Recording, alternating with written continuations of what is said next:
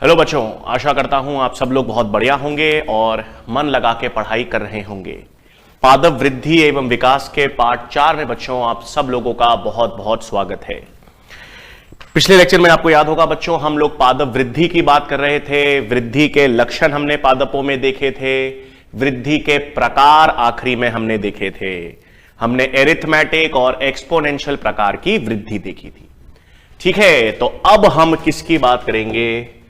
आज हम बात करेंगे बच्चों वृद्धि दर की।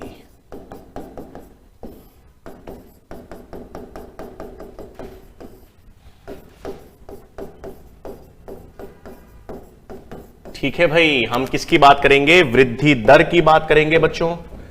दो प्रकार की वृद्धि दर की हम बात करेंगे, एक एब्सोल्यूट ग्रोथ रेट और एक दूसरी relative growth rate. Relative growth rate जिसको हम सापेक्षित वृद्धि दर कहते हैं।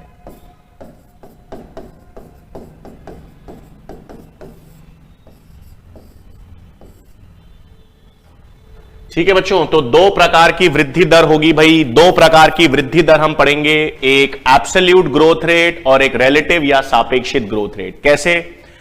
आइए उदाहरण, इसको अपन शॉर्ट में AGR कह देते हैं और इसको शॉर्ट में हम RGR कह देते हैं, है ना। एब्सोल्यूट ग्रोथ रेट को मैंने AGR कह दिया और सापेक्षित वृद्धि दर रिलेटिव ग्रोथ रेट को अपन ने RGR कह दिया।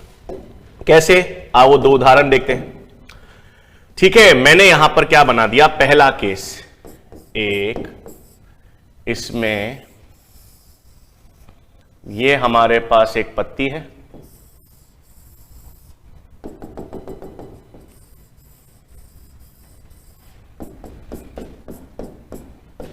ठीक है, इसका क्षेत्रफल 5 सेंटीमीटर स्क्वायर है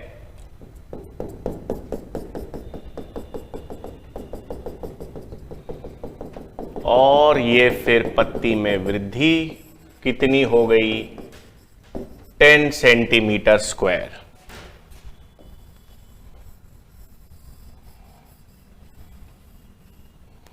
ठीक है, दूसरा केस देखें।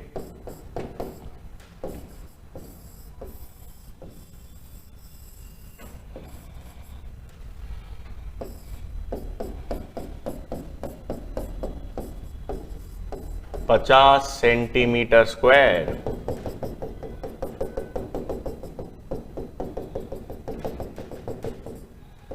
और फिर बढ़कर कितनी हो गई? 55 सेंटीमीटर स्क्वायर। ठीक है भाई, दो कंडीशंस ली है मैंने। पहली में जो पत्ती की पहला क्षेत्रफल था वो कितना था? 5 सेंटीमीटर स्क्वायर, और उसके बाद वो पत्ती में क्षेत्रफल बढ़कर कितना हो गया? 10 सेंटीमीटर स्क्वायर। दूसरे केस में पत्ती का पहला क्षेत्रफल कितना था? 50 सेंटीमीटर स्क्वायर, और अब वृद्धि करके बढ़कर कितना हो गया? 55 सेंटीमीटर स्क्वायर। तो अपन पहले केस में अगर अपन एब्सोल्यूट ग्रोथ रेट निकालें तो एब्सोल्यूट ग्रोथ रेट में फाइनल माइनस इनिशियल, उससे एब्सोल्यूट ग्रोथ रेट आ जाएगी। फाइनल मतलब कितना बढ़ा? 10 सेंटीमीटर स्क्वायर। प्रारंभिक कितना था? 5 सेंटीमीटर स्क्वायर। तो वृद्धि कितनी हुई? 5 सेंटीमीटर स्क्वायर की, है ना। पहले केस में एब्सोल्यूट ग्रोथ रेट अंतिम माइनस प्रारंभिक। इसी प्रकार सेकंड केस में भी एब्सोल्यूट ग्रोथ रेट देखो, सेकंड केस में भी एब्सोल्यूट ग्रोथ रेट अंतिम यानी फाइनल माइनस प्रारंभिक यानी इनिशियल। कितनी है अंत में? 55 सेंटीमीटर स्क्वायर। प्रारंभिक कितनी है? 50 सेंटीमीटर स्क्वायर। तो कितनी वृद्धि हुई? 5 सेंटीमीटर स्क्वायर। मतलब दोनों पत्तियों में जो एब्सोल्यूट ग्रोथ रेट है वो तो 5 सेंटीमीटर स्क्वायर ही है। 5 से 10 हुई तो अंतिम माइनस प्रारंभिक किया 5 सेंटीमीटर स्क्वायर। दूसरे केस में 50 से 55 हुई, 55 माइनस 50 किया वो 5 centimetre square. Absolute growth rate तो दोनों में सेम है। लेकिन अब सापेक्षित वृद्धि दर की बात करें। अब हम सापेक्षित रिलेटिव ग्रोथ रेट, तो रिलेटिव ग्रोथ रेट मतलब तुलनात्मक, कैसे निकालेंगे? उसमें अंतिम माइनस प्रारंभिक बटा प्रारंभिक इंटू 100 करेंगे, है ना। हम सापेक्षित या रिलेटिव ग्रोथ रेट का सूत्र क्या है? अंतिम माइनस प्रारंभिक बटा प्रारंभिक इंटू 100 करेंगे। तो पहले केस में रिलेटिव ग्रोथ रेट कैसे निकालोगे? अंतिम कितनी है? 10, प्रारंभिक कितनी है? 5। तो अंतिम 10 माइनस 5 बटा 5 इंटू 100 करो तो कितना आएगा भाई? 5। ये कितना हो गया? 5 बटा 5 कितना प्रतिशत हो गई? 100%। पहले केस में डबल हो गई ना। और दूसरे केस में अगर हम सापेक्षित वृद्धि दर मनाएं तो 50 से 55 हुआ, 55 माइनस 5 बटा 5 इंटू 100 करो सॉल्व इसको, कितना आएगा भाई? 10%। कितना आएगा? 10%। तो वापस हम दो तरह की वृद्धि दर की बात कर रहे हैं। एक तो absolute growth rate. Absolute growth rate तो बहुत आसान है।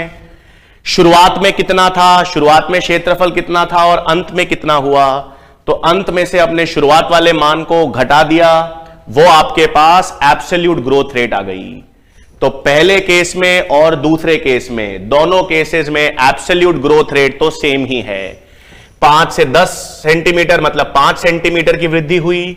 यहां पर भी 50 से 55 absolute growth rate 5 centimetre square ही हुई। लेकिन सापेक्षित रिलेटिवली कितना हुआ?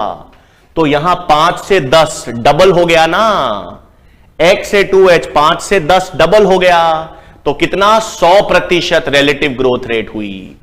और यहां से 50 से 55 हुआ यानी कितना हुआ? 10%। तो रिलेटिव ग्रोथ रेट या सापेक्षित वृद्धि दर कैसे निकालेंगे? सूत्र अंतिम मान माइनस प्रारंभिक मान बटा प्रारंभिक इंटू 100 कर दो। अंतिम मान डाला, माइनस प्रारंभिक बटा प्रारंभिक किया इंटू 100। अंतिम मान प्रारंभिक मान बटा प्रारंभिक मान इंटू 100 किया तो आपके पास सापेक्षित वृद्धि दर या रिलेटिव ग्रोथ रेट आ जाती है।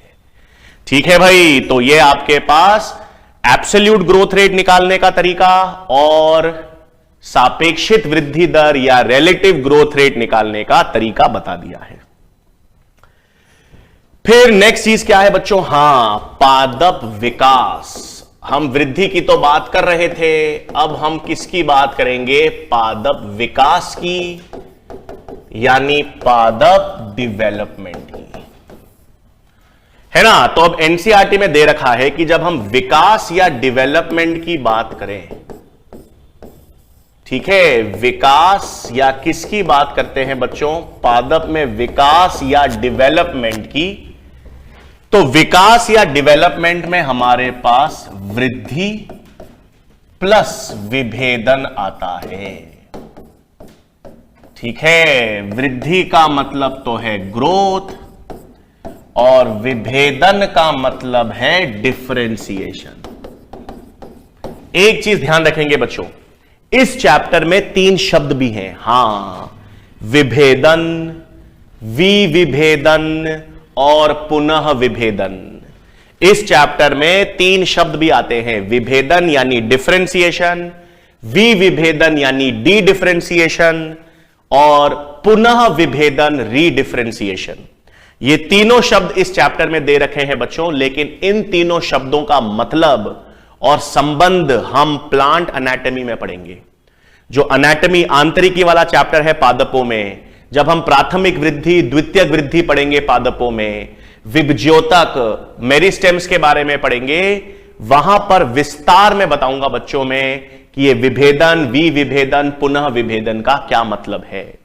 ठीक है, तो अभी के लिए पादप विकास में वृद्धि होगी। वृद्धि मतलब आकार बढ़ेगा, संख्या बढ़ेगी, क्षेत्रफल बढ़ेगा, लंबाई बढ़ेगी, और उसके पश्चात कोई भी कार्य कोशिका या अंग है वो एक निश्चित कार्य दर्शाएगा, और निश्चित कार्य दर्शाने को क्या कहेंगे? विभेदन कहेंगे, है ना। तो ये जो पादप विकास है ये किन कारकों पे निर्भर करेगा? तो पादप का जो विकास है वो आंतरिक और बाह्य कारक दोनों पे निर्भर करेगा। तो नेक्स्ट पॉइंट क्या है भाई कि पादपों में विकास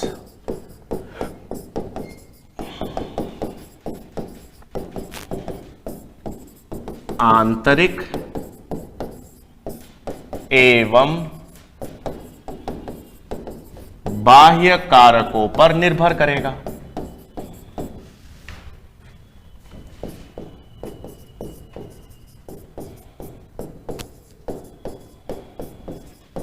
ठीक है, अब आंतरिक कारक कौन से और बाह्य कारक कौन से? भाई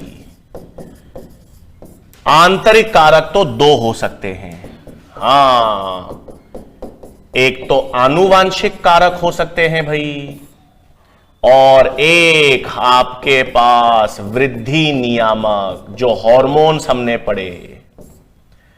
तो आनुवांशिक और वृद्धि नियामक, वृद्धि नियामक में hormones auxin, gibberellin, cytokinin, abscisic अम्ल, इथिलिन, और आनुवांशिक कारण हो सकते हैं जीन्स के कारण। तो आनुवांशिक या वृद्धि नियामक किस में आएंगे? आंतरिक कारक में आएंगे। और बाह्य कारक, बाह्य कारक भाई जिस पे पादपों का विकास निर्भर करेगा, हां, तापमान, ऑक्सीजन, वायु, जल इत्यादि। तो ये सारे कारक क्या हैं? बाह्य कारक। तो पादपों में विकास का मतलब क्या है? पादपों में विकास का मतलब केवल वृद्धि नहीं है। वृद्धि तो हो गई, वृद्धि होने के बाद हर पादप अंग, हर पादप भाग एक निश्चित कार्य दर्शाएगा। तो हर पादप का भाग, तने का काम अलग, जड़ों का काम अलग, जाइलम का काम अलग, फ्लोएम का काम अलग, मीजोफिल कोशिकाओं का काम अलग, वल्कुट की कोशिकाओं का काम अलग। तो हर कोशिका वृद्धि करने के बाद, विभाजन करने के बाद एक निश्चित कार्य दर्शाएगी, जिसे क्या कहेंगे? विभेदन। और वृद्धि और विभेदन को मिलाकर हम क्या कहते हैं? पादपों में विकास। तो पादपों में वृद्धि और विभेदन को विकास कहोगे, वो किन कारकों पर निर्भर करेगा? वो आंतरिक और बाह्य कारक दोनों पे निर्भर करेगा। आंतरिक कारक कौन कौन से हैं जो विकास को प्रभावित करेंगे? आनुवांशिक कारक होंगे और वृद्धि नियामक यानी हार्मोन्स। ठीक है, और बाह्य कारक जो विकास को निर्धारित करेंगे या जिस पे निर्भर करेगा विकास, वो है तापमान, ऑक्सीजन, वायु, जल इत्यादि। ये सब क्या होंगे? विकास को प्रभावित करते हैं। ठीक है, तो ये तो अपन ने किसकी बात कर ली बच्चों? पादप विकास की बात कर ली। फिर नेक्स्ट हमारे पास क्या टर्म आता है? नेक्स्ट हमारे पास टर्म आता है प्लास्टिसिटी। ठीक है, नेक्स्ट शब्द क्या आएगा बच्चों हमारे पास? प्लास्टिसिटी। अब ये क्या होता है, समझो कैसे। प्लास्टिसिटी का मतलब क्या होगा, ध्यान से समझेंगे। पहली चीज तो कोई भी पादप की संरचना ले लो, आप पादपों में जड़ें ले लो, तना ले लो, पत्तियों का आकार ले लो, कोई भी पादप की संरचना। तो पादप की जो संरचना है, यदि उसमें कोई अंतर आ रहा है ना, पादप के पत्तियों के आकार में कोई अंतर आ रहा है, जड़ों के आकार में कोई अंतर आ रहा है, पादप की जो संरचनाएं हैं उसमें यदि कोई परिवर्तन हो रहा है, तो वो दो कारण से हो सकता है। या तो वातावरण में कोई परिवर्तन आ रहा है, इस कारण पादप की संरचनाओं में कोई परिवर्तन आ सकता है, और या पादप जैसे जैसे विकसित हो रहा है, मतलब पादप जब पहले युवा था, जब पहले वो नया यंग था, तो उसके तने का आकार अलग था। फिर जैसे जैसे पादप बड़ा हो गया, वृद्धि करने लग गया, बूढ़ा होने लग गया, तो उसके तने का आकार बदल गया। कोई पादप जल में रहता है तो उनमें पत्तियों का क्षेत्रफल ज्यादा हो गया। कोई पादप जो मरुस्थल में रहता है उसमें पत्तियों का आकार कम छोटा हो गया, वाष्पोत्सर्जन की दर कम करने के लिए। तो कहने का मतलब है कि वातावरण में परिवर्तन आने के कारण, अलग अलग विकासशील अवस्थाओं में परिवर्तन आने के कारण पादप की संरचनाओं में परिवर्तन आता है ना। तो पादपों की संरचनाओं में देखा जाने वाला परिवर्तन, पादप की पत्तियों के आकार में देखा जाने वाला परिवर्तन, तने के आकार में होने वाला परिवर्तन, जड़ों में होने वाला परिवर्तन, पादप के कोई भी भाग में, पादप की कोई भी संरचना में परिवर्तन यदि हो रहा है, किस कारण हो रहा है? या तो वातावरण में परिवर्तन के कारण हो रहा है, या अलग अलग विकास की अवस्थाओं के दौरान हो रहा है, तो उस परिवर्तन को क्या कहेंगे? प्लास्टिसिटी। प्लास्टिसिटी का मतलब है पादप की संरचना में चेंज हो रहा है। अब पादप की संरचना आपने देखा, पत्तियों के आकार में परिवर्तन आ गया। कैसे? एक पादप जब जल में था तो उसकी पत्तियों का आकार अलग है, पादप जब मरुस्थल में था तो उसका पत्तियों का आकार अलग है, तो यह प्लास्टिसिटी हो गई। जब पादप तरुण था, छोटा था, तो उसके पत्तियों का आकार अलग था। पादप जब बड़ा हो गया, वयस्क हो गया, तब उसका पत्तियों का आकार चेंज हो गया। तो ये सब किसके उदाहरण हैं? प्लास्टिसिटी के। तो प्लास्टिसिटी का क्या मतलब हो गया भाई? पादपों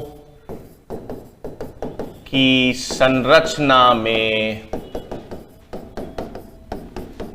होने वाला परिवर्तन। पादपों की संरचना में होने वाला परिवर्तन किस कारण? वातावरण की अवस्थाओं अथवा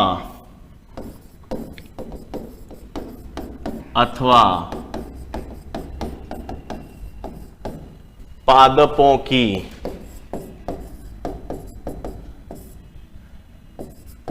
विकासशील अवस्थाओं में परिवर्तन के कारण, तो उसे क्या कहेंगे? प्लास्टिसिटी। तो प्लास्टिसिटी का मतलब है पादपों की संरचना में परिवर्तन होगा। अब पादपों की संरचना में परिवर्तन किस कारण होगा, क्यों होगा? या तो वातावरण की अवस्थाओं में परिवर्तन होगा इसलिए, और या विकासशील अवस्थाओं में होगा इसलिए, है ना। तो उसे प्लास्टिसिटी कहेंगे। तो प्लास्टिसिटी दो तरह की हो गई ना भाई। कैसी हो गई? एक तो हो गई एनवायरमेंटल प्लास्टिसिटी,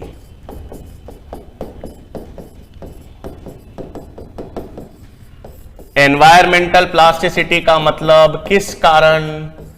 वातावरण में परिवर्तन के कारण। और एक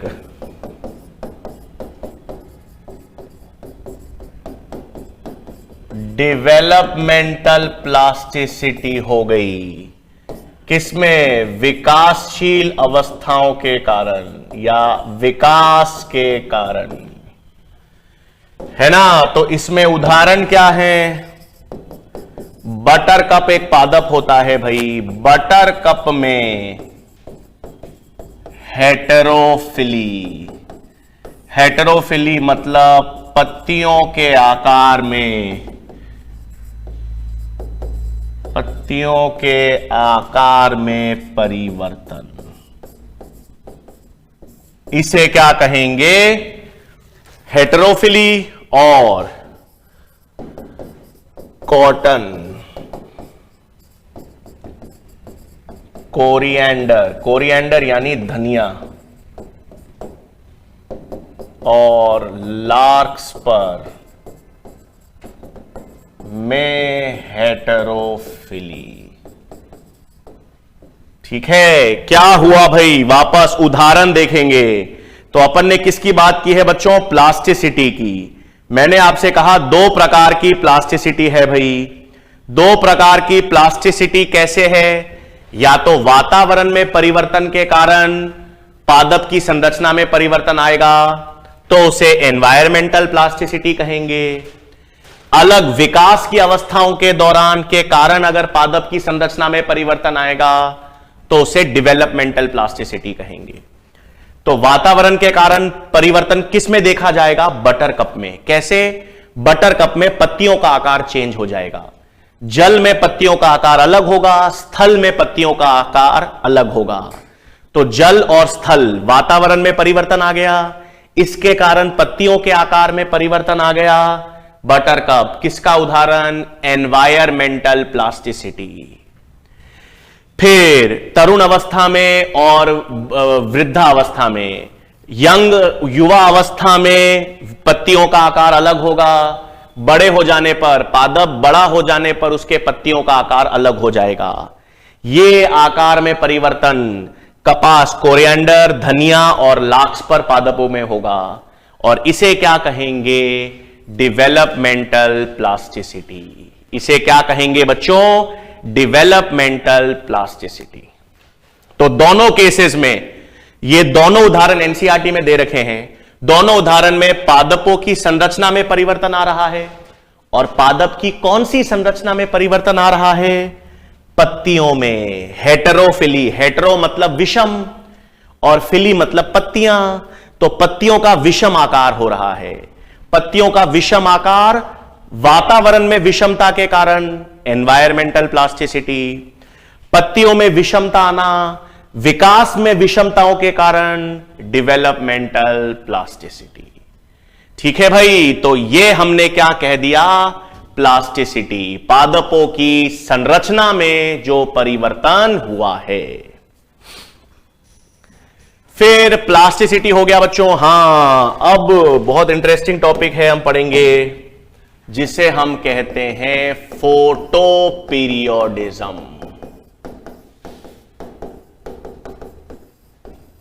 ठीक है, हिंदी में इसे कहते हैं बच्चों दीप्तकालिता।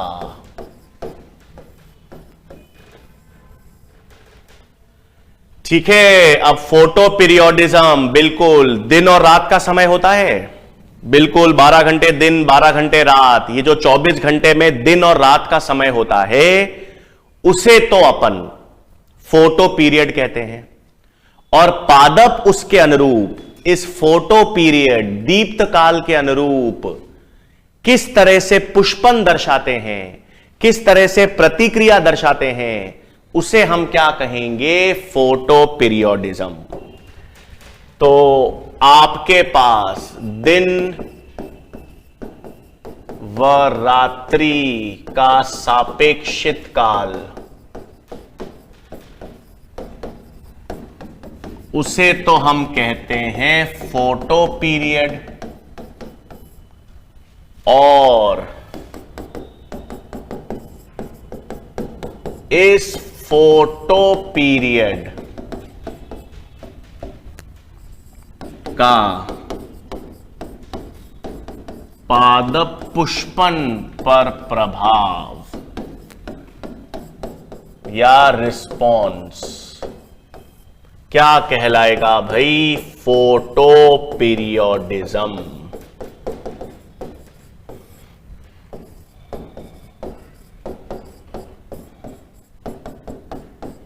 है ना। तो दिन और रात का जो सापेक्षित समय है, 12 घंटे दिन है 12 घंटे रात है, तो 24 घंटों में जो दिन और रात का समय है उसे तो हमने कह दिया फोटो पीरियड। अब उसके आधार पर दिन के समय या रात के समय पादप कैसे पुष्पन दर्शाएंगे, पादपों में फ्लावरिंग कैसे होगी, उस प्रभाव को हम क्या कहते हैं, फोटो पीरियोडिज्म। ठीक है, इसका अध्ययन किसने किया था भाई, इस प्रक्रिया का अध्ययन गार्नर और अलार्ड नामक वैज्ञानिक ने किया। ठीक है, इस दीप्तकालिता, इस प्रक्रिया का अध्ययन किस वैज्ञानिकों ने किया था भाई? Garner and Allard. ठीक है, अब इस दीप्तकालिता में हम 3 तरह के पादप पढ़ेंगे बच्चों। हां, हम 3 तरह के पादप एलडीपी यानी लॉन्ग डे प्लांट्स, या जिसे हम कहते हैं दीर्घ दिवस पादप,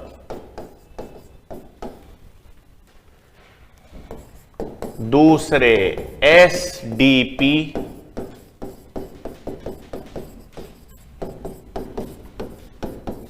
यानी शॉर्ट डे प्लांट्स,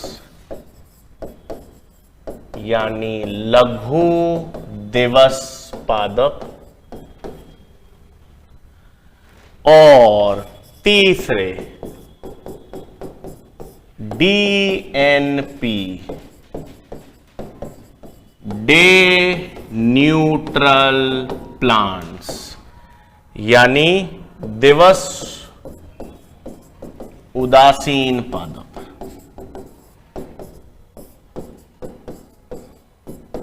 ठीक है बच्चों, 3 तरह के पादप हम पढ़ेंगे पुष्पन के आधार पर, long day plants, short day plants, day neutral plants.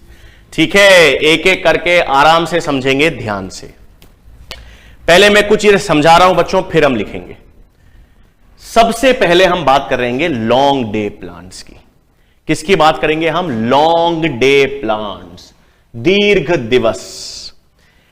इनका नाम सुनते ही आपको यह तो मालूम चल गया कि ये ऐसे पादप हैं जिनमें पुष्पन या जिनमें फ्लावरिंग कब होगी? जब लंबा दिन होगा, है ना। लॉन्ग डे प्लांट्स में आपको इतना तो मालूम चल गया कि ये लॉन्ग डे प्लांट्स हैं, मतलब इन पादपों में पुष्पन, इन पादपों में फ्लावरिंग कब होगी? पुष्पन या फ्लावरिंग तब होगी जब दिन की अवधि ज्यादा होगी।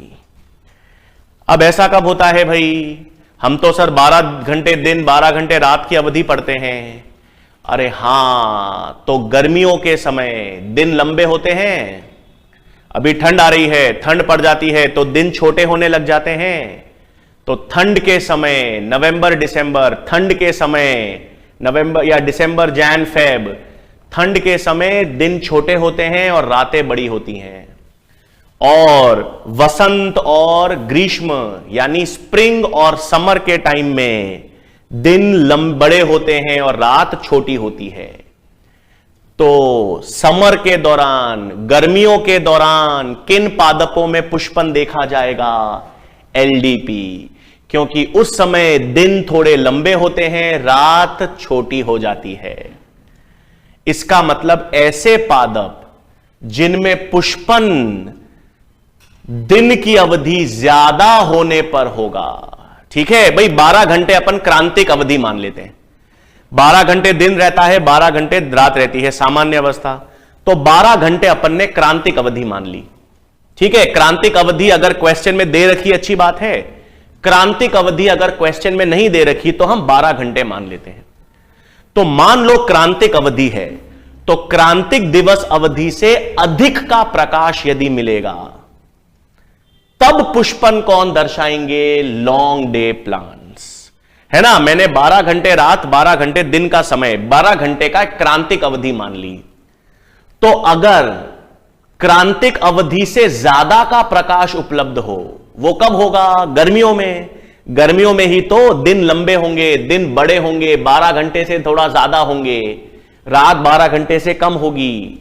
हां, तो जब दिन की अवधि क्रांतिक अवधि से अधिक होगी तब किन में पुष्पन देखा जाएगा? एलडीपी पादपों में, है ना। तो अब किसकी बात करें? सबसे पहले सुनो, सबसे पहले अपन किसकी बात कर रहे हैं? एलडीपी, यानी कौन से प्लांट्स? Long day plants. तो क्या है भाई? पहली चीज तो इन पादपों में पुष्पन हेतु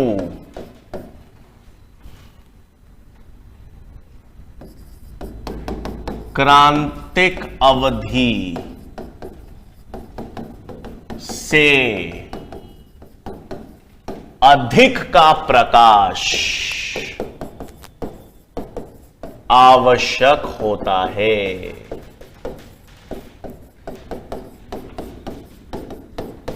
है ना भाई? तो लॉन्ग डे प्लांट्स, इनको ज्यादा दिन, ज्यादा प्रकाश चाहिए। ज्यादा प्रकाश मतलब क्रांतिक अवधि से अधिक का प्रकाश आवश्यक होगा। तो ऐसे पादप जिनमें पुष्पन के लिए क्रांतिक अवधि से अधिक का प्रकाश आवश्यक होता है, उनको हम लॉन्ग डे प्लांट्स कहते हैं। उन्हें क्या कहेंगे? Long day plants. पहली चीज मतलब ये कब फ्लावर करेंगे? ये लेट स्प्रिंग एवं अर्ली समर में पुष्पन दर्शाते हैं।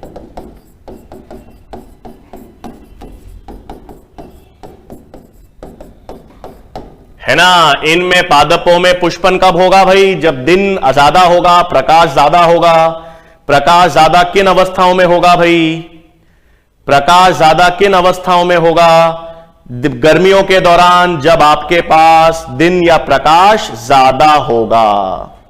इसका मतलब आप एक और चीज कह सकते हो, आप यह भी कह सकते हो कि इसमें रात्रि अवधि क्रांतिक अवधि से कम होनी चाहिए। अरे भाई, जब प्रकाश की अवधि क्रांतिक अवधि से ज्यादा है तो अंधकार की अवधि क्रांतिक अवधि से कम होनी चाहिए। अतः इनमें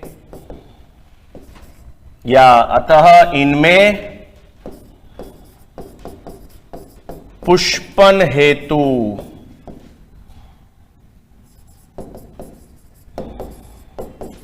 अंधकार की अवधि क्रांतिक अवधि से कम होनी चाहिए। एक ही बात है भाई, है ना? एक ही बात है। मैं कैसे भी कहूं, या तो क्रांतिक अवधि से ज्यादा का प्रकाश हो जाए, तो क्रांतिक अवधि से ज्यादा का प्रकाश होगा तो अंधकार तो क्रांतिक अवधि से कम ही रहेगा। लेकिन क्वेश्चन में दोनों पूछ सकते हैं। अंधकार की अवस्था एलडीपी में घुमा दे सवाल। एलडीपी में आपसे पूछे पुष्पन कब देखा जाएगा? जब अंधकार की अवधि क्रांतिक अवधि से ज्यादा होगी या कम। तो आपको मालूम है प्रकाश तो क्रांतिक अवधि से ज्यादा होगा, तो अंधकार क्रांतिक अवधि 12 घंटे से कम होगा। है ना? अभी उदाहरण भी कराता हूं। तो इनके उदाहरण क्या हो गए भाई? एलडीपी का उदाहरण हो गया स्पिनेच, पालक।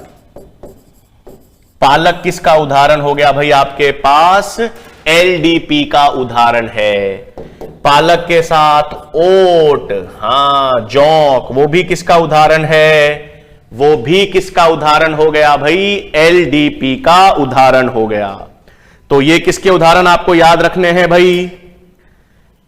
ठीक है, ये आपको किसके उदाहरण? एलडीपी। एक और उदाहरण चाहो तो याद रख सकते हो, कार्नेशन पादप।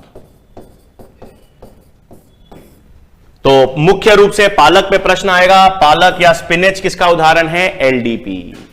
अब सवाल देखो कैसे।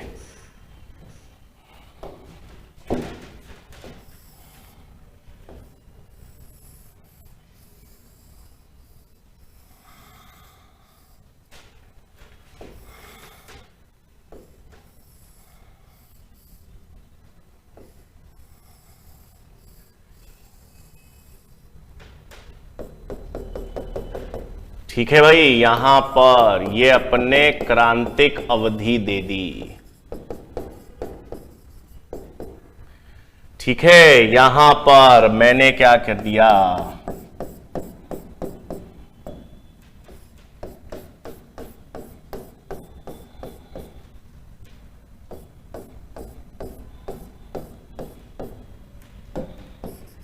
ये अंधकार यानी डार्क, और ये लाइट या प्रकाश। ये कंडीशन ए, ये कंडीशन बी। तो बताओ बच्चों, एलडीपी पादप यदि है तो ए और बी में से किस अवस्था में पुष्पन होगा और किस अवस्था में पुष्पन नहीं होगा? तो ये मैंने क्रांतिक अवधि बना रखी है। पहले केस में प्रकाश क्रांतिक अवधि से ज्यादा है और अंधकार क्रांतिक अवधि से कम है। मतलब पहली अवस्था में, इस अवस्था में तो पुष्पन होगा। पहले केस में पुष्पन क्यों होगा? क्योंकि अंधकार, अंधेरे की अवधि क्रांतिक अवधि से कम है, या प्रकाश की अवधि, प्रकाश की अवधि क्रांतिक अवधि से ज्यादा है, तो इसमें पुष्पन होगा। बी केस में देखो, बी केस में प्रकाश की अवधि क्रांतिक अवधि से कम है, यानी डार्क, अंधकार क्रांतिक अवधि से ज्यादा है, तो इस केस में पुष्पन नहीं होगा। ठीक है, इस केस में पुष्पन नहीं होगा। तो पुष्पन किस में होगा भाई? पहले कंडीशन में। पहली कंडीशन में पुष्पन क्यों होगा? पहले कंडीशन में पुष्पन क्यों होगा?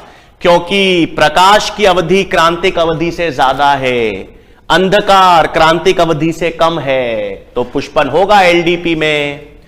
और दूसरे केस में अंधेरे की क्रांतिक अवधि से ज्यादा की अवधि है, प्रकाश क्रांतिक अवधि से कम है, तो बी केस में पुष्पन नहीं होगा। तो एलडीपी, लॉन्ग डे प्लांट्स में पुष्पन कब होगा?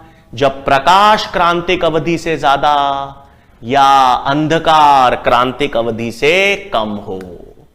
अगर दोनों में से कोई भी चीज उल्टी हो जाए, अगर प्रकाश क्रांतिक अवधि से कम हो जाए या अंधकार क्रांतिक अवधि से ज्यादा हो जाए, तो ऐसे पादपों में पुष्पन नहीं होता। ठीक है, तो किसकी बात कर ली अपन ने भाई? एलडीपी की बात की है। फिर दूसरा, सेकेंड पादप क्या आता है भाई? SDP, short day plant. हां, लॉजिक समझ गए होगे। बिल्कुल उल्टा, बिल्कुल उल्टा। इसका मतलब शॉर्ट डे, इनको छोटा दिन चाहिए, कम प्रकाश। इन पादपों में पुष्पन कब होगा? जब प्रकाश की अवधि क्रांतिक अवधि से कम होगी। कब होगी? ठंड में, सर्दियों में ऐसा होगा। तो इन पादपों में पुष्पन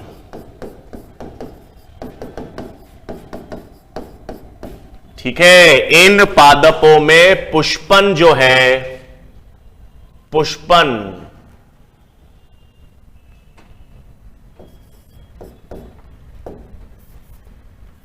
या इन पादपों में प्रकाश अवधि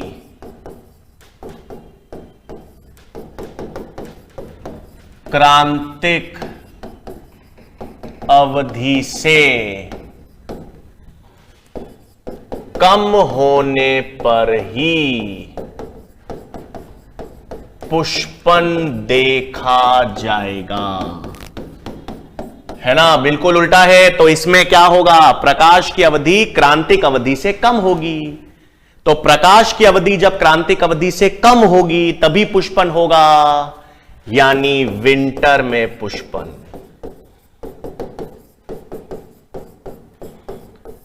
इसका मतलब, एक और मतलब, इसमें पुष्पन तब देखा जाएगा जब अंधकार, डार्क अवस्था क्रांतिक अवधि से ज्यादा होगी। भाई जब प्रकाश अवधि क्रांतिक अवधि से कम है, इसका मतलब अंधकार ज्यादा होना चाहिए। अंधकार, डार्क पीरियड क्रांतिक अवधि से ज्यादा होना चाहिए। इसका मतलब इन पादपों में पुष्पन हेतु डार्क पीरियड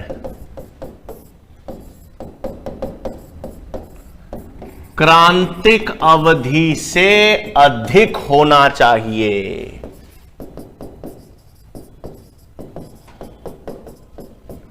डार्क पीरियड किससे ज्यादा होना चाहिए? क्रांतिक अवधि से ज्यादा। और जब डार्क पीरियड ज्यादा होना तो बीच में प्रकाश भी नहीं आना चाहिए। तो इन पादपों में पुष्पन डार्क अवस्था पर निर्भर है, क्योंकि जब डार्क अवस्था अंधकार क्रांतिक अवधि से अधिक होगा तभी पुष्पन दर्शाएंगे। तो इस कारण इन पादपों को हम LNP भी कहते हैं, लॉन्ग नाइट प्लांट्स, है ना। इन पादपों को LNP क्यों कहेंगे, लॉन्ग नाइट? क्योंकि इनमें डार्क पीरियड ज्यादा चाहिए। क्रांतिक अवधि तो अपन 12 घंटे की मान के चल रहे हैं, क्रांतिक अवधि 12 घंटे की, तो 12 घंटे से अधिक का प्रकाश, अधिक अंधकार दोगे, 12 घंटे या क्रांतिक अवधि से अधिक का अंधकार दोगे, तभी तो इन पादपों में पुष्पन होगा। सर्दियों में जब रातें लंबी होंगी, 12 घंटे से अधिक का अंधकार होगा, तभी तो क्या देखा जाएगा इन पादपों में पुष्पन। इसलिए इनको क्या कह सकते हैं, लॉन्ग नाइट प्लांट्स। और इनका उदाहरण क्या हो गया, तंबाकू। इनका उदाहरण में भाई तंबाकू आ जाता है, एक कैनाबिस। हां, तो ये पादप किसके उदाहरण हो गए, SDP या शॉर्ट डे प्लांट्स के।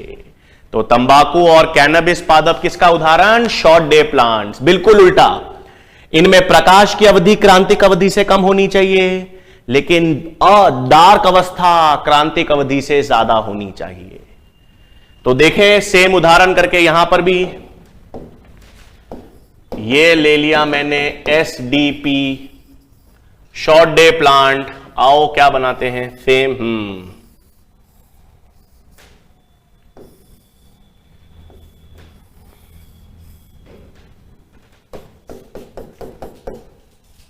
ठीक है। ये मैंने क्या ले लिया भाई, क्रांतिक अवधि ले ली। ये अपन ने क्रांतिक अवधि बना दी भाई। हां, अब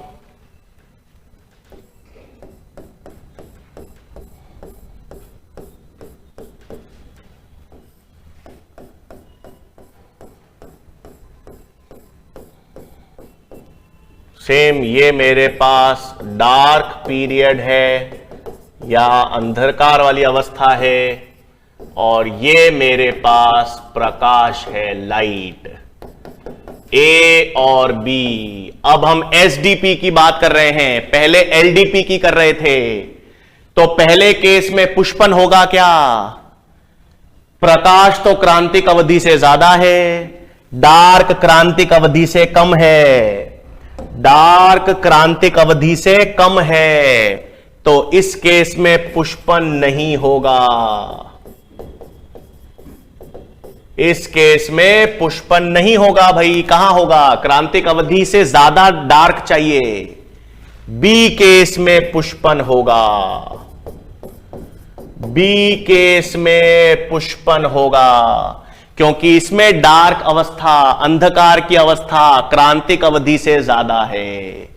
तो अगर ये SDP है तो इसमें पुष्पन होगा। एक और चीज ध्यान से, एक इंटरेस्टिंग सवाल और बना सकता है अगर अच्छा प्रश्न बनाना हो।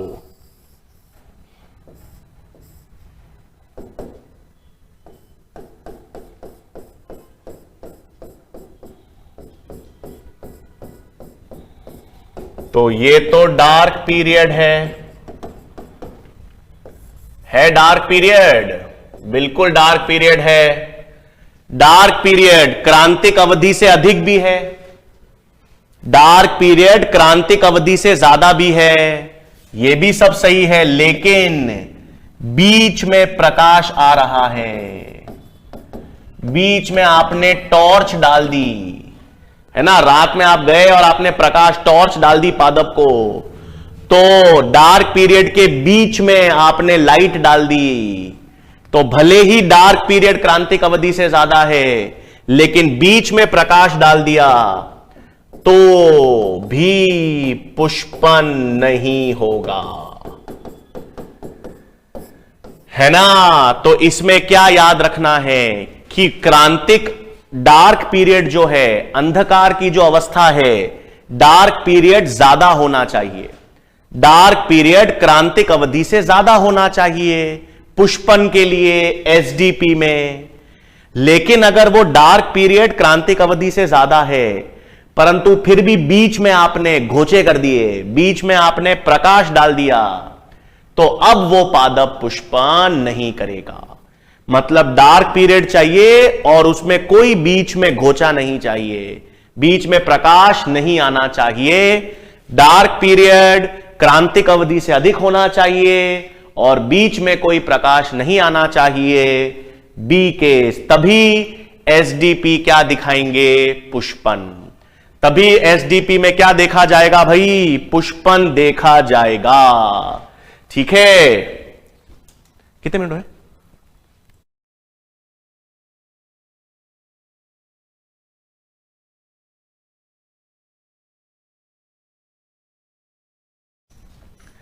ठीक है बच्चों, तो हमारे पास किसकी बात कर ली हमने? एसडीपी और एलडीपी की। तीसरा पादप तो याद ही नहीं रखना। तीसरे पादप है डे न्यूट्रल पादप। हां, डे न्यूट्रल प्लांट्स का मतलब है इन पादपों पर दीप्तकाल का कोई प्रभाव नहीं पड़ता। ये पादप ऐसा नहीं है कि गर्मियों में ही पुष्पन दर्शाएंगे, सर्दियों में ही पुष्पन दर्शाएंगे, ज्यादा प्रकाश होगा तभी पुष्पन दर्शाएंगे, नहीं, इनमें ऐसा कुछ नहीं है। इनमें दीप्तकाल का पुष्पन पर कोई प्रभाव नहीं होता। तो इन पादपों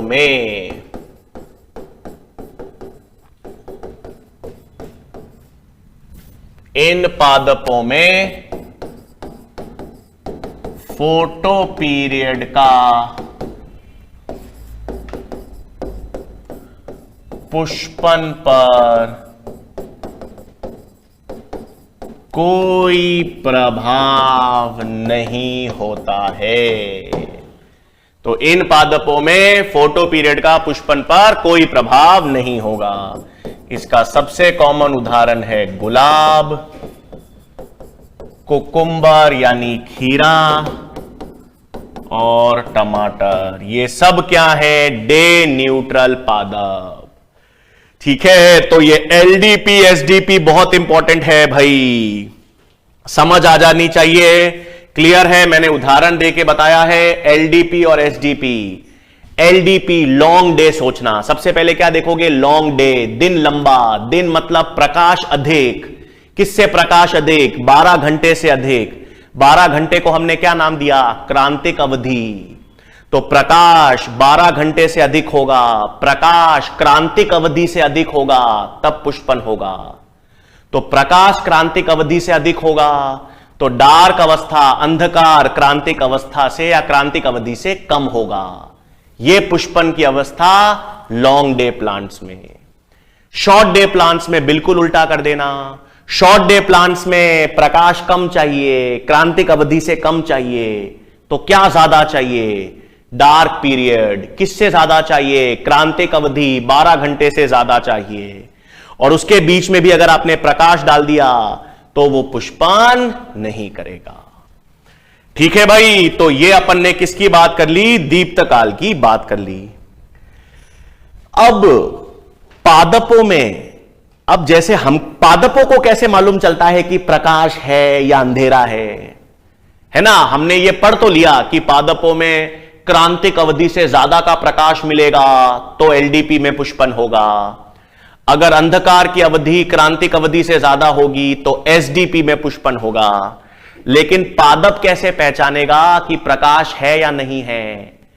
पादप के पास ऐसी क्या संरचना है जो ये पहचान करेगी कि प्रकाश है या नहीं है ना? तो पादपों में वो संरचना होती है फाइटोक्रोम। ठीक है, किसकी बात करेंगे अब हम? फाइटोक्रोम। ये एक वर्णक है, ये एक वसा में घुलनशील वर्णक है जो पादपों की झिल्ली पर पाया जाता है। और यही फाइटोक्रोम पादपों में पहचान करता है कि प्रकाश है या अंधेरा है, दिन है या रात है ना? तो फाइटोक्रोम क्या है भाई? फाइटोक्रोम जो है बच्चों, वो वसा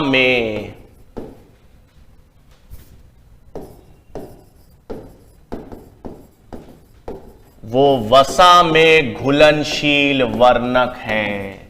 वसा में घुलनशील वर्णक है जो कोशिका झिल्ली पर पाया जाता है। वसा में घुलनशील वर्णक है जो कोशिका झिल्ली पर उपस्थित है। और यह किस में मदद करता है भाई? लाइट व डार्क पीरियड को पहचानने में, यानी डिटेक्ट करने में कार्य करता है।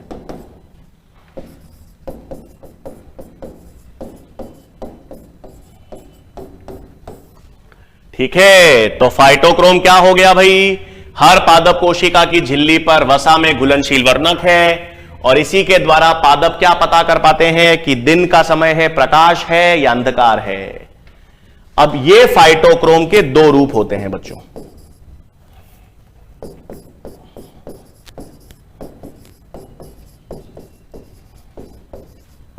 है ना? फाइटोक्रोम के कितने रूप हैं भाई? दो रूप हैं। एक जिसे कहते हैं PR और एक जिसे कहते हैं PFR। Phytochrome red, phytochrome far red. दो प्रकार के फाइटोक्रोम होते हैं, PR phytochrome red, PFR phytochrome far red. क्या है आओ देखें।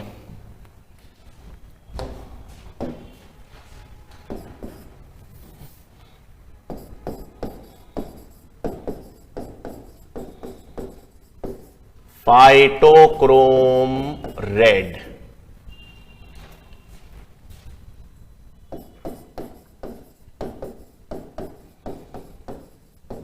Phytochrome far red. ठीक है, रेड की वेवलेंथ होती है 660 नैनोमीटर के आसपास। फार रेड का मतलब 720 से 740 नैनोमीटर के आसपास। ये दोनों वर्णक जो हैं, फाइटोक्रोम के दो रूप है ना, ये दोनों में आपस में कन्वर्ट होते रहते हैं। दोनों आपस में अंतर परिवर्तनशील हैं। कैसे? दिन के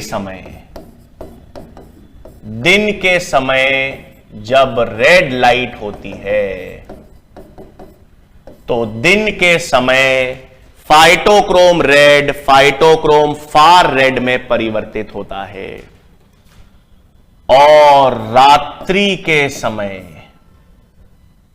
ठीक है, रात्रि में या अंधेरे में फाइटोक्रोम फार रेड रेड में परिवर्तित होता है। इतना याद रखना है, दिन के समय फाइटोक्रोम रेड फार रेड में परिवर्तित होगा। इसका मतलब फाइटोक्रोम फार रेड दिन में अधिक स्तर का होगा। दिन में अधिक स्तर किसका होगा? फाइटोक्रोम फार रेड का। और दिन के समय होगा तो ये LDP में पुष्पन करेगा।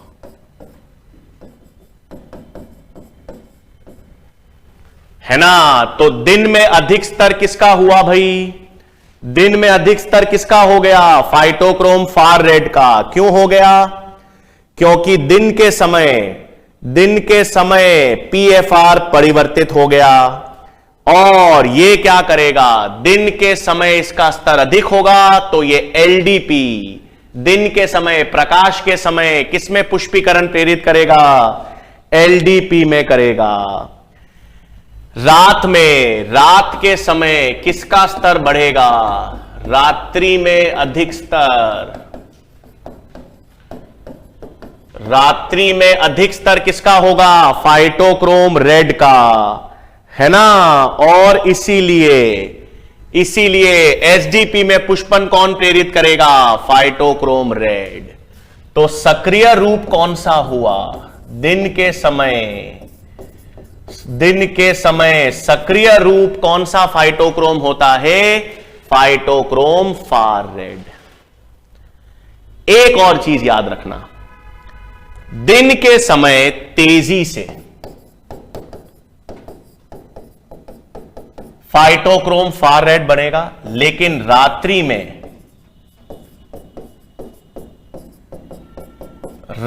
में धीमी दर से फाइटोक्रोम रेड बनेगा। ठीक है, देखो बच्चों ये एनसीईआरटी में है नहीं चीज, एनसीईआरटी में नहीं है, लेकिन फिर भी आपको याद रखनी है इसलिए बता रहा हूं।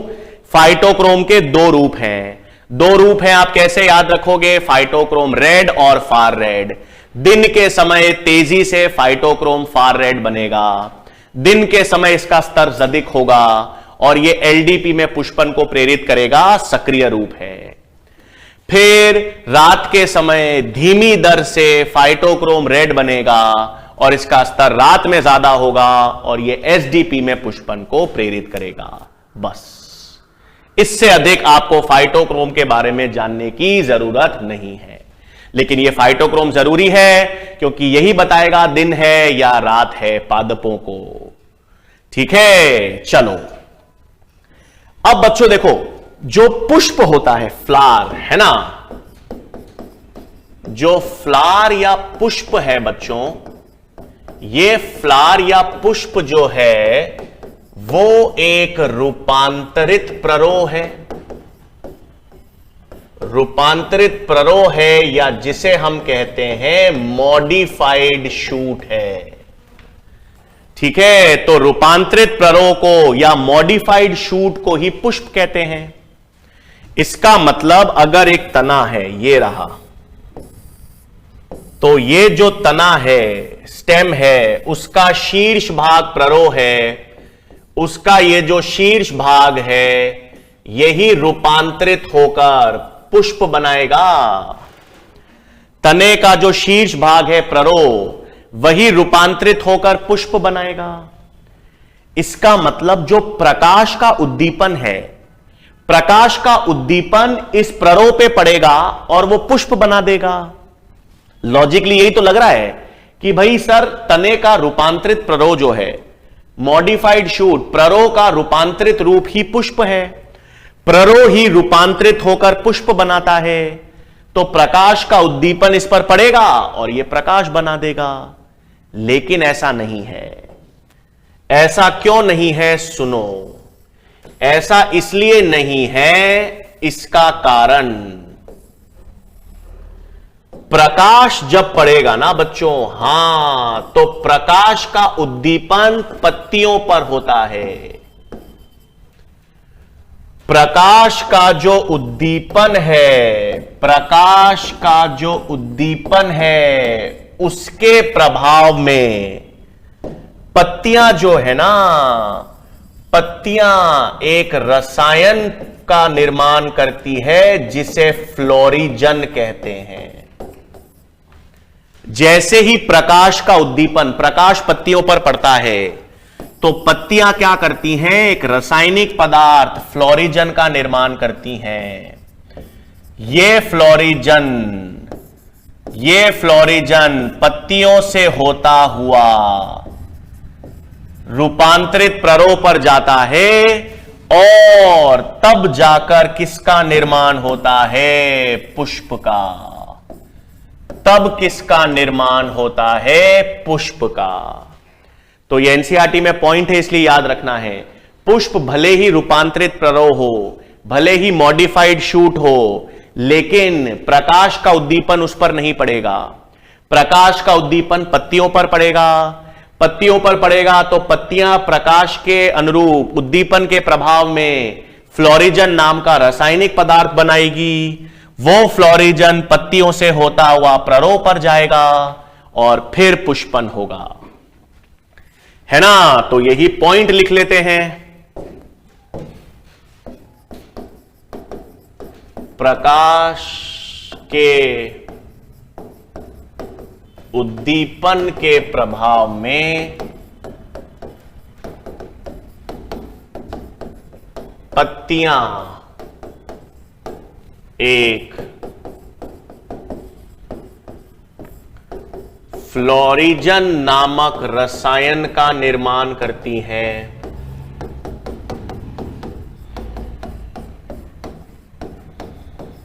किसका निर्माण करती हैं? फ्लोरिजन नामक रसायन का निर्माण करती हैं, जो पत्तियों से प्ररोह की ओर स्थानांतरित होता है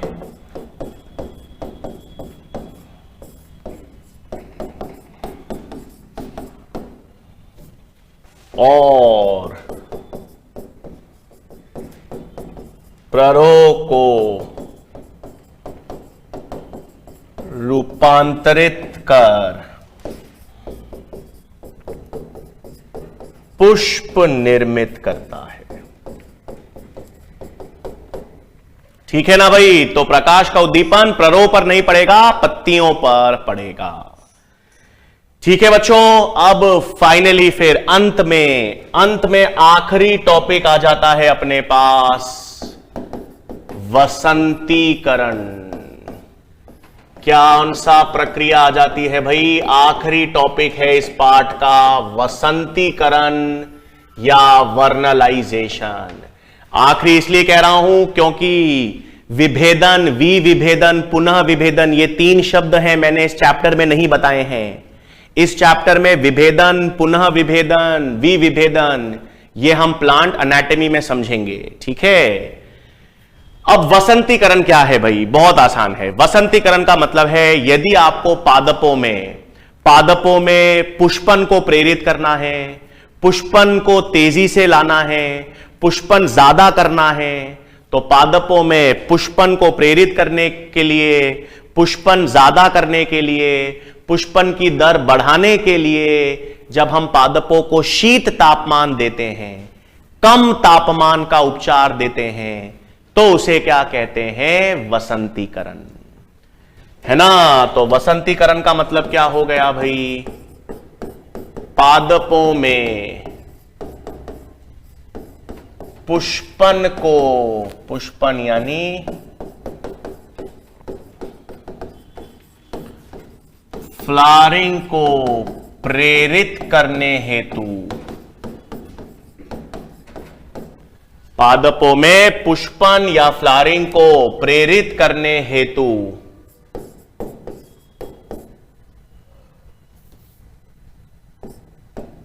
तो निम्न या शीत तापमान का उपचार, निम्न या शीत तापमान का उपचार क्या कहलाएगा? वसंतीकरण कहलाता है ना। तो पादपों में अगर आपको पुष्पन प्रेरित करना है, पुष्पन को प्रेरित करने के लिए निम्न या शीत तापमान का उपचार दिया जाता है, उसे वसंतीकरण कहते हैं।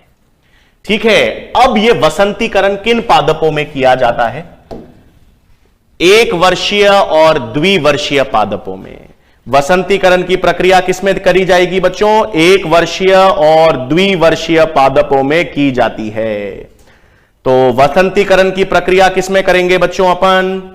1 वर्षीय और द्विवर्षीय पादपों में। तो नेक्स्ट पॉइंट, वसंतीकरण 1 वर्षीय एवं द्विवर्षीय, द्विवर्षीय को हम कहते हैं बाइइनियल और एक वर्षीय को कहते हैं एनुअल। पादपों में प्रयुक्त की जाती है।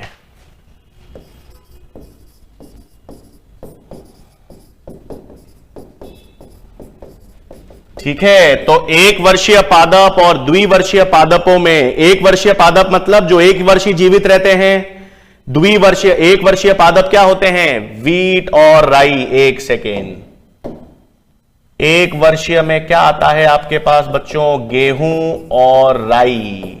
ये आपके पास कौन से पादप होते हैं? एक वर्षीय। और द्विवर्षीय पादप क्या होते हैं? द्विवर्षीय पादप आपके पास गाजर,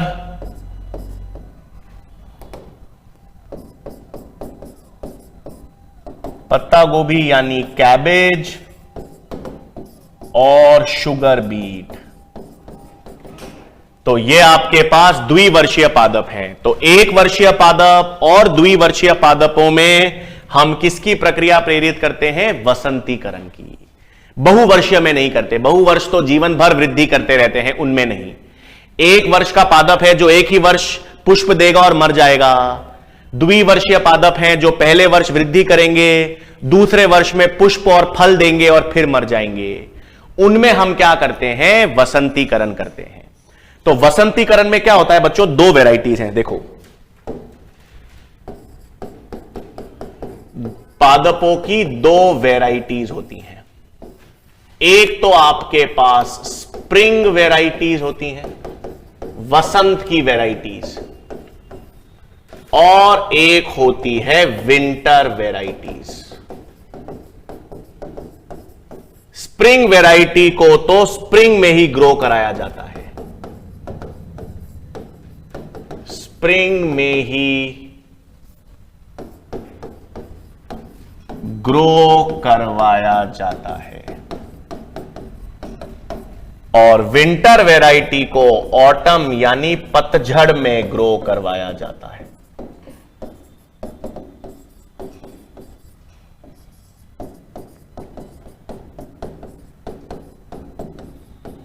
ठीक है, तो वसंतीकरण में क्या कर रहे हैं? देखो, वसंतीकरण में मैंने क्या बताया भाई? दो वैरायटीज हैं। एक तो स्प्रिंग वैरायटी हो गई जिनको हम स्प्रिंग में ही बोते हैं, और एक विंटर वैरायटी है जिसको अपन पतझड़ में ग्रो करते हैं। क्यों? स्प्रिंग को स्प्रिंग में ग्रो करोगे तो स्प्रिंग के बाद क्या आएगा? समर, गर्मी आएगी। गर्मी के बाद फिर पतझड़ आएगी, फिर विंटर आएगा। तो जब तक विंटर आएगा एक साल पूरा हो जाएगा, विंटर में तापमान कम हो जाएगा और इन पादपों में पुष्पन हो जाएगा। विंटर वैरायटी को विंटर में ही ग्रो करोगे तो कैसे काम होगा? विंटर वैरायटी को पतझड़ में ग्रो करते हैं, क्योंकि पतझड़ के बाद जब ठंड आएगी, सर्दी आएंगी, तो उनमें अंकुरन हो जाएगा। फिर समर टाइम में वो ग्रो कर जाएंगे और अगले विंटर जब आएंगे तब उनमें पुष्पन आ जाएगा। ठीक है, तो पुष्पन को प्रेरित करने के लिए आपको कम तापमान देना है, शीत तापमान या कम तापमान का उपचार देना है। और कम तापमान के उपचार देने को ही हम क्या कहते हैं? वसंतीकरण। कम तापमान को ही हम क्या कहते हैं? वसंतीकरण कहेंगे। ठीक है भाई, तो हम ये एक वर्षीय पादप और द्विवर्षीय पादप में यूज करते हैं। ठीक है बच्चों, तो इस तरह से ये चैप्टर हमने पूरा कंप्लीट कर लिया है। ठीक है, मैं फिर बता रहा हूं, इसमें विभेदन, पुनः विभेदन और विविभेदन, ये तीन जो टर्म्स हैं उसको मैंने इस चैप्टर में नहीं पढ़ाया है। वो हम प्लांट एनाटॉमी में समझेंगे विभज्योतक या मेरिस्टेम्स के साथ में। उसके अलावा बच्चों इस चैप्टर में जितनी भी चीजें थी वो हम पूरी कर चुके हैं, है ना। आज हमने क्या क्या बात की थी? मेन तो हमने किसकी बात की? दीप्तकालिता, फोटो पीरियोडिज्म, और अंत में किसके उदाहरण देखे हमने? वसंतीकरण प्रक्रिया या वर्नलाइजेशन। ठीक है बच्चों, ये चौथा चैप्टर है प्लांट फिजियोलॉजी का जो हमने कंप्लीट कर लिया है। नेक्स्ट लेक्चर में हम आखिरी चैप्टर प्लादप कार्यकी का मिनरल न्यूट्रिशन, खनिज लवण चालू करेंगे भाई। वो आखिरी चैप्टर है प्लांट फिजियोलॉजी का, और उसके बाद हम फिर लाइव डाउट सेशन और पुराने साल के क्वेश्चंस को सॉल्व करेंगे। ठीक है बच्चों, इसी तरह से मन लगा के पढ़ते रहिए। बहुत बहुत धन्यवाद।